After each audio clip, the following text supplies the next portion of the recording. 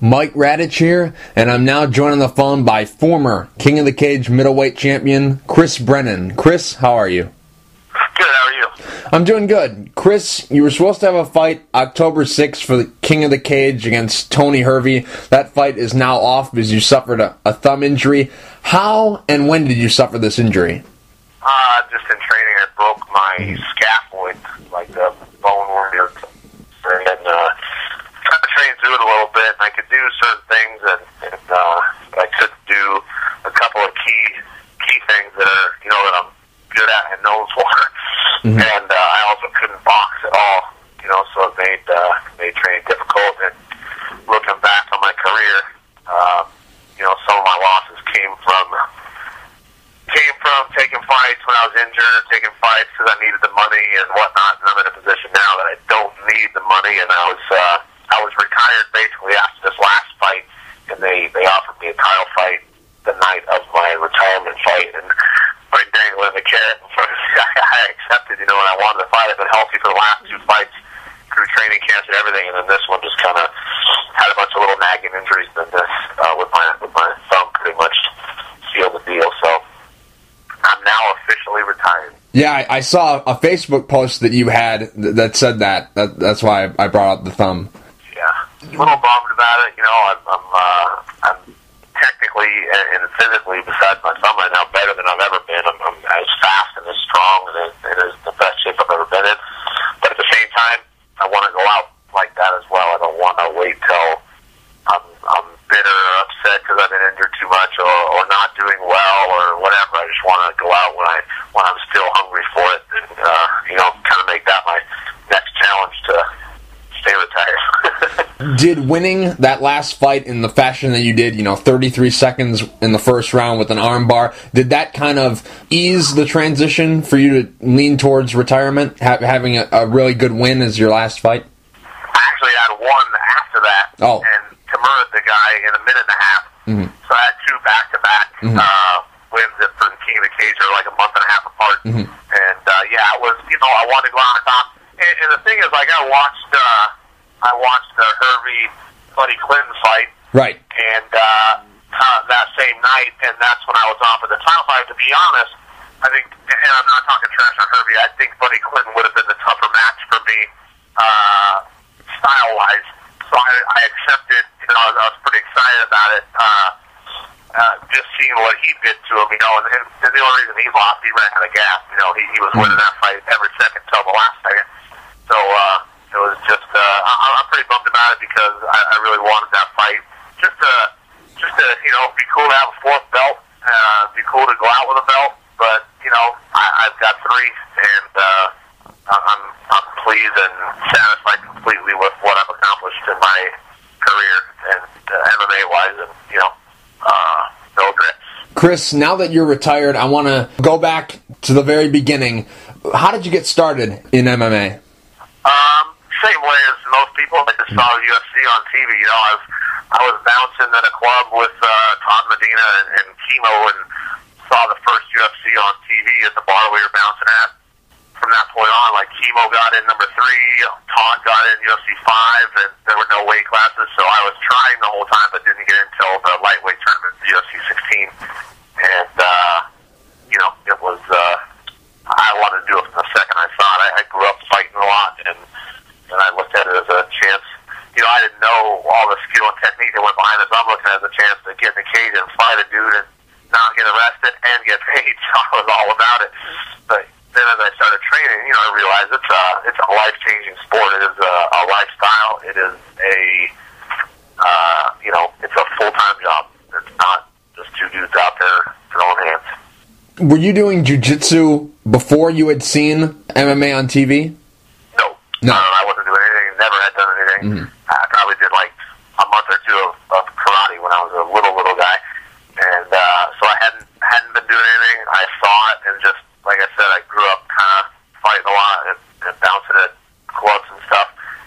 And then once I saw it, Chemo and Todd and I started training, and Chemo actually had a jiu-jitsu guy. Not a lot of people know this. He was paying to take privates from Hickson and the guy was coming back from the privates and teaching chemo what he learned at the privates, and that's why you saw him do so well with Hoist. You know, he had his back. He had some good positions on Hoist early on in that fight. That's because he did have some basic knowledge of jiu-jitsu before they fought. Mm-hmm. When you started doing jiu-jitsu, was this in the gi, or when you learned it, it was outside the gi?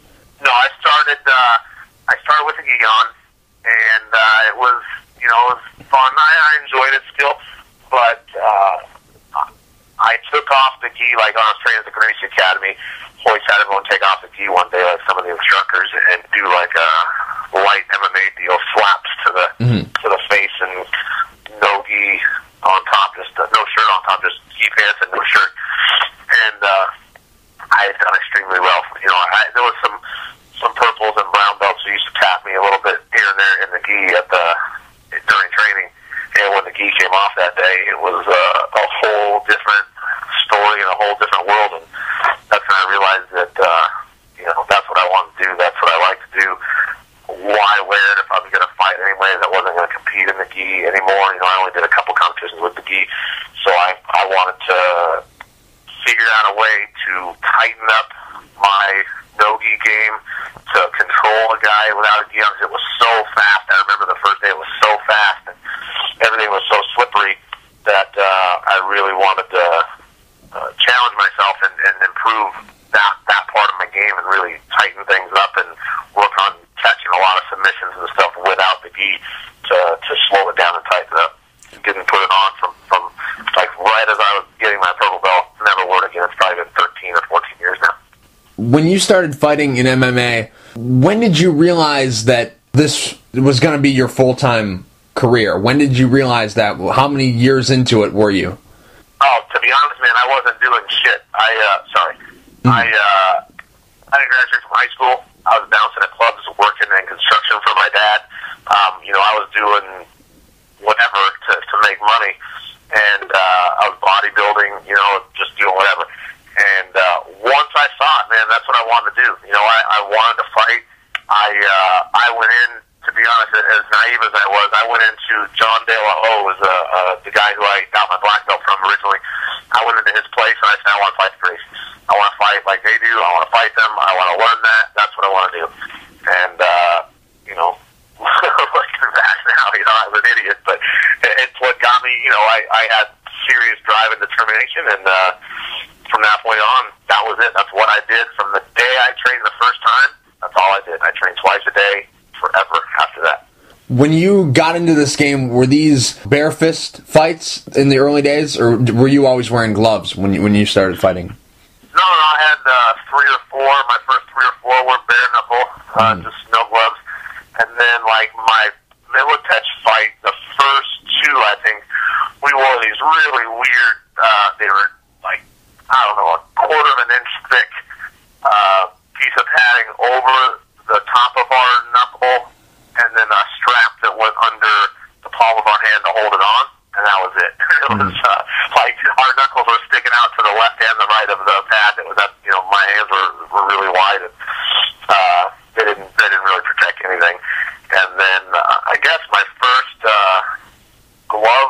real glove fight would be UFC 16. You know, that was my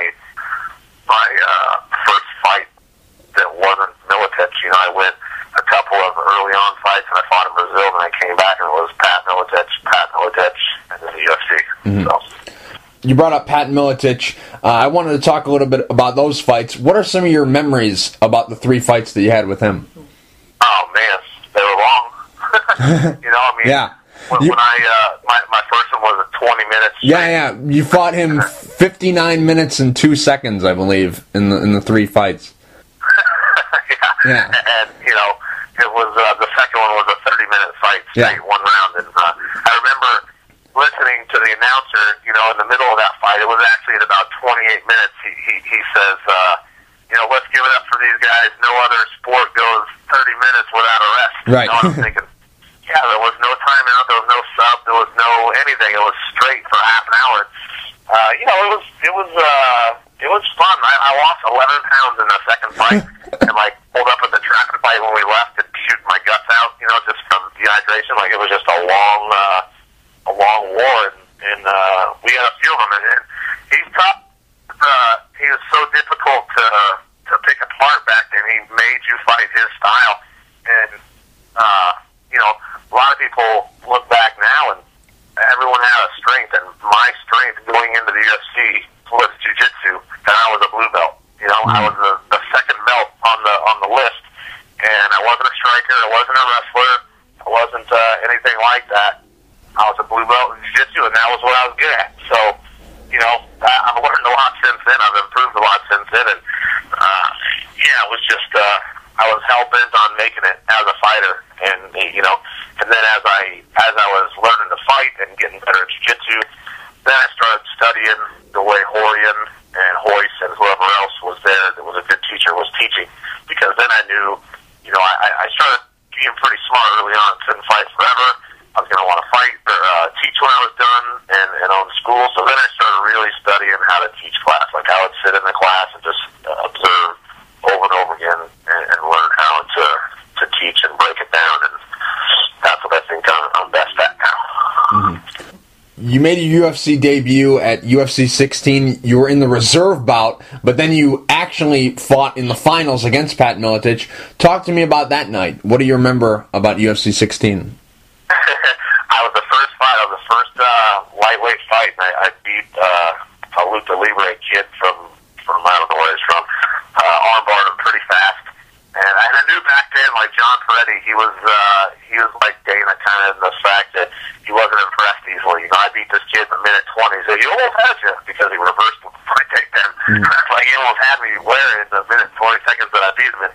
You know, and so I finished that fight. And I knew basically these guys only had 2 fights in the tournament to fight, so that pretty much everyone was going to move on, so I didn't plan on fighting.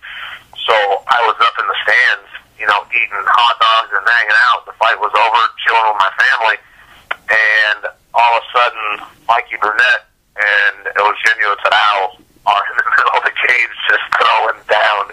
And I'm like, man, these guys are going at it, you know? And then about halfway through the fight, I hopped up. I was like, you know what? You know, this might end up bad for one of these guys. I'm going to head down and see what's going on. So I start kind of jogging down the bleachers, and as I went underneath where the locker rooms are, I see Peretti sprinting down the hall. Brennan, get ready! And I was like, oh shit, you know what? That's again. You know, again, every 2 months we were fighting at this point in time. And so I went in and kind of let my food settle, started jump roping a little bit, got ready, and then we went again.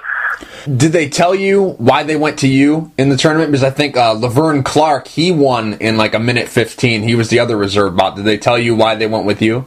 I was scheduled to be the first alternate ahead of time, like regardless of what went down. The winner of my bout was to be the first alternate to go in. I see. So I knew that I'd be first regardless if there was going to be one. So yeah, that's why I started going down to get ready. I knew I was going to be the guy if someone was going in. Oh, I see. One of my favorite fights of yours is actually the only knockout that you ever had. It was against Antonia McKee. You knocked him out with a beautiful head kick. The first question I got to ask you about that fight was, why were you wearing a T-shirt? It's the biggest question ever asked in my career. A couple different reasons, actually. Number one, we were fighting outside, and it was cold. And number two, I had talked to some guys who trained with him, and I guess he was real slick and real hard to submit and real slippery. And I figured I would absorb a bit of his, sweat when trying to armbar him or whatever it was I was going to try to do to submit him. And I also used to be so nervous and freak out so bad before my fights that my brother, Zach and Jake and Jeremy Williams were always in my corner, and they would never question anything I'd said. I'd be a wreck, and I'd be like, hey, what do you think if I wore my T-shirt? They're like, yeah, sure, wear it. Like, that's what's going to make you happy, and I put the T-shirt on. Yeah. So I did, and I wore that shirt because I'd been training with Marco Huas and getting ready for the fight, and he was out with ACL surgery, so I wore my Marco Huas T-shirt, for him. But yeah, if I'd have known that I was going to have one of the best knockouts in the sport, I would not have been wearing a T-shirt. Yeah, that highlight, it lives on forever. I've seen King of the Cage promos where you weren't even with King of the Cage, and they're still showing this highlight. Yeah. It's the first knockout basically on their videos all the time.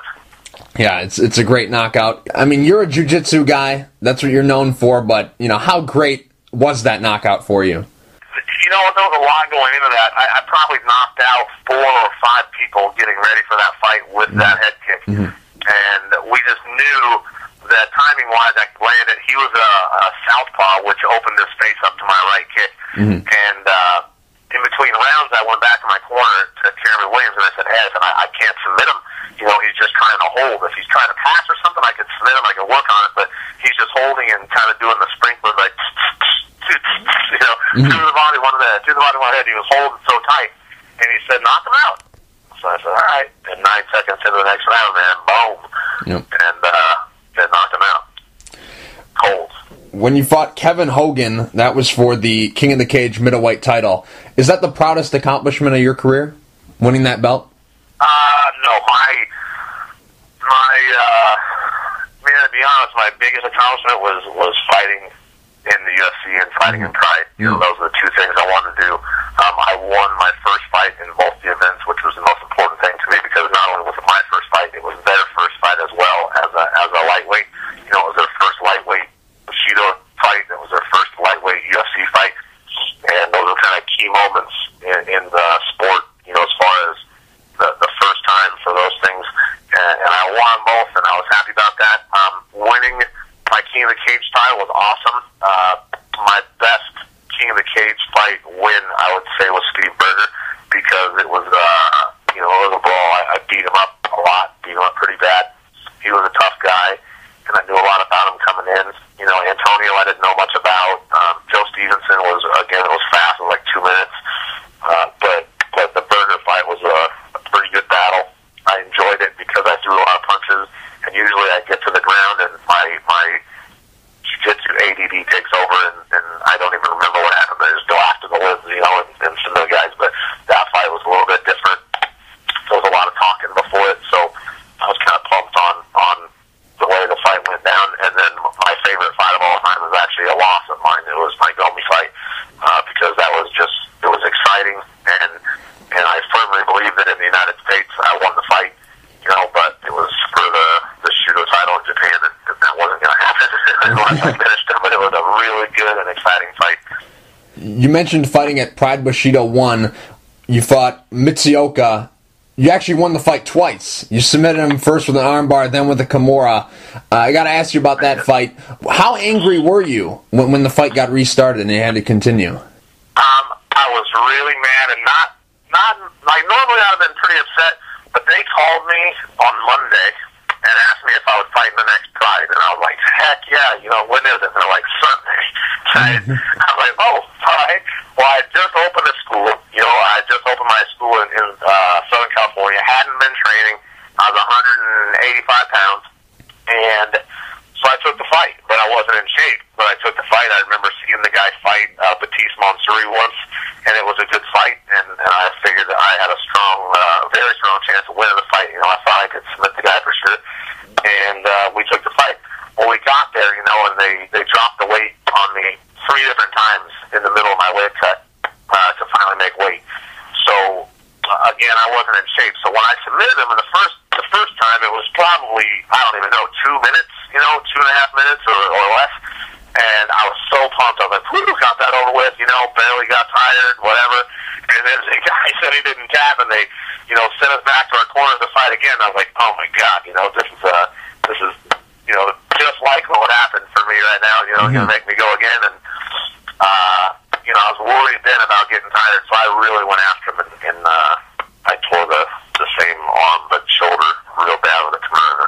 I put a little extra on it for lying to me, because I kept telling him, look me in the face and tell me you didn't tap. Look at me and tell me you didn't tap.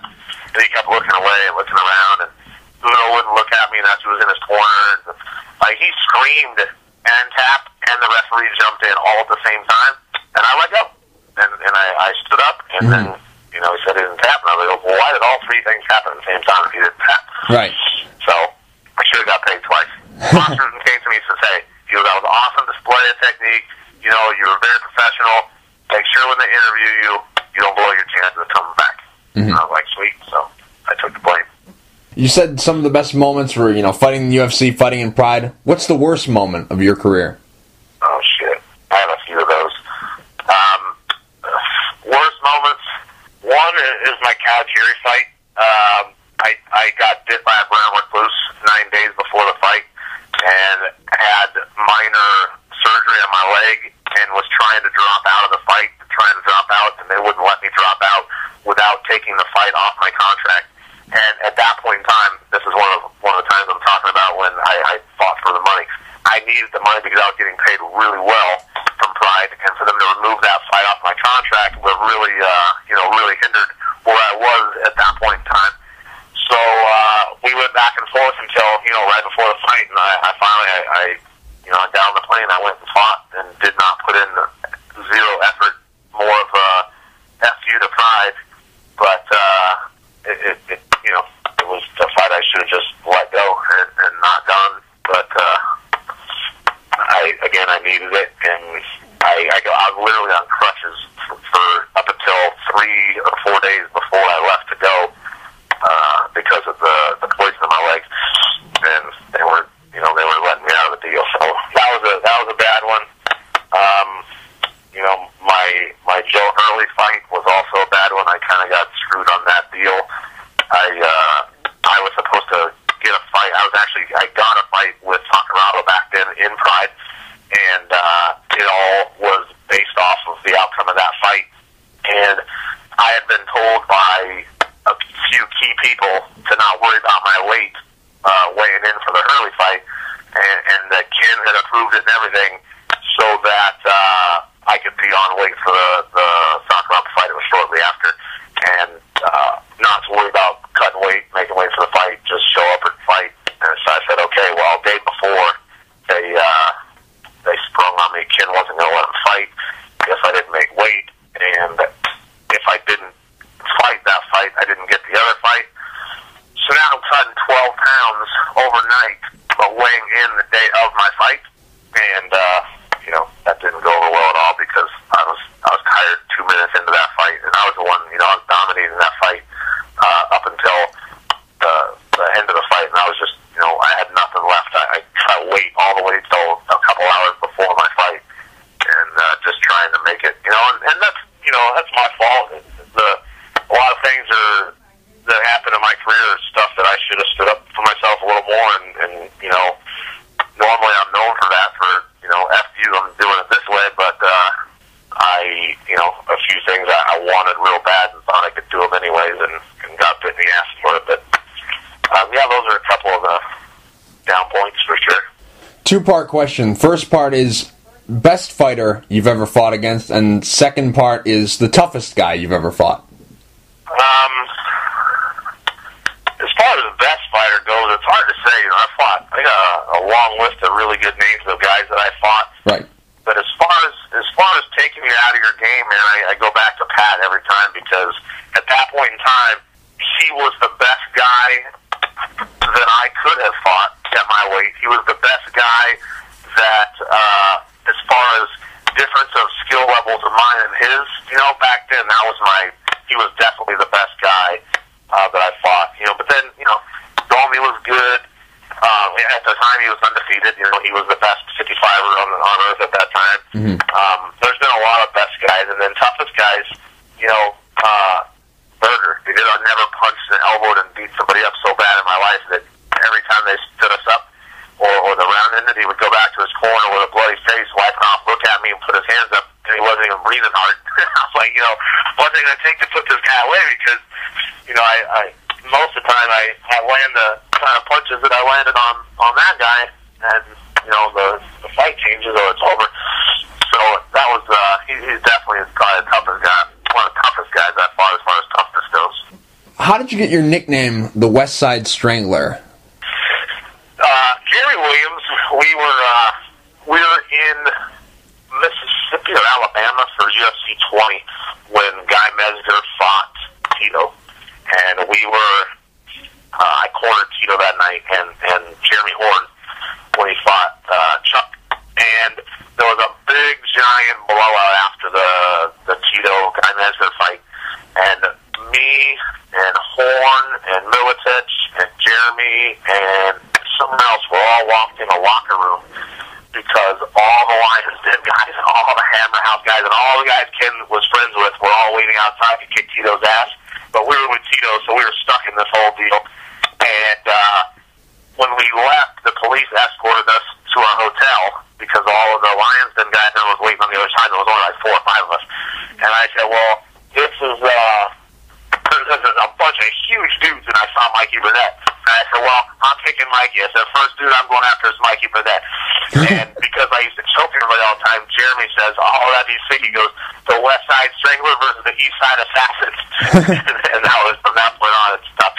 Yeah. Because I was from Cali and whatnot, so, yeah. Chris, is there a fighter out there that you would have liked to fight, but for some reason the fight never came up, or, you know, you were in a different organization as this guy and it just couldn't be made? Is there a fighter out there that you would have liked to have fought during your career?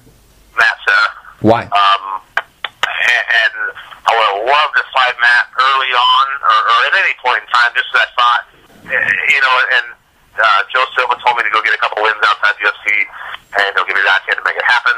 So I went and got a couple wins outside the UFC, and he told me there's other guys in line right now, and blah, blah, blah, blah. I'm like, well, dude, I'm 40. I'm not going to, you know, fight in small shows forever to get back. You know, I'm either going to get back or I'm not.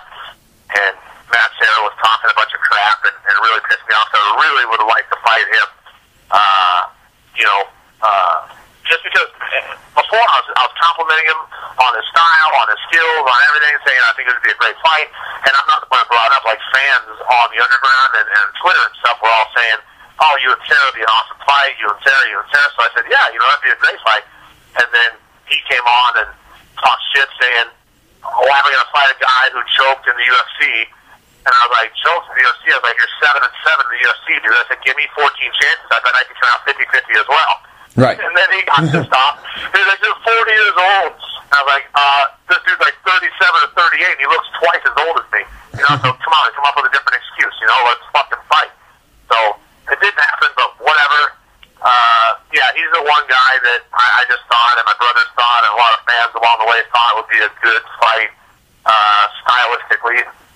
But otherwise, I don't care anybody. I just like to fight and wanted to fight the best guys I could all the time. You know, I didn't have a lot of nobodies or easy fights on my record ever.